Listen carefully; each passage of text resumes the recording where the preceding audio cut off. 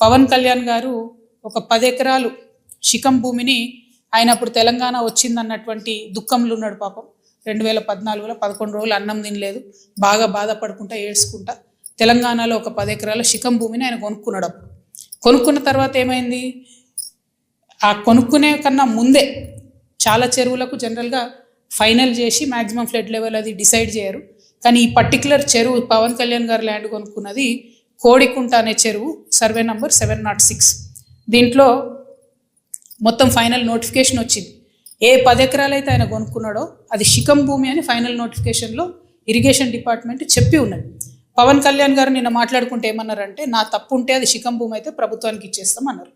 అయితే ఈయన రిజిస్ట్రేషన్ చేసుకునేటప్పుడు ఎన్ని తప్పులు దొరికినాయంటే, అందులో ఓన్లీ 3 ఎకరాలే శిఖము, మిగతా 7 ఎకరాలు మాగాని అని రాసింది. కానీ అది తప్పు, ఖచ్చితంగా రికార్డ్స్లో ఉంది. నేను ప్రభుత్వాన్ని డిమాండ్ చేస్తూ ఉన్నాను. ఇరిగేషన్ రికార్డులో 10 ఏకర్స్ శిఖం భూమి అని ఉన్నది.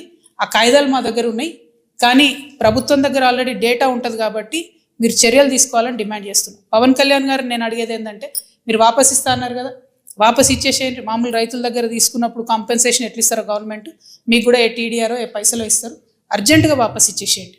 మీరు కంచె వేసిండ్రు, ముందు ఆ కంచె తొలగించండి. శిఖం భూమిలో కూడా కంచె వేయడానికి ఉండదు.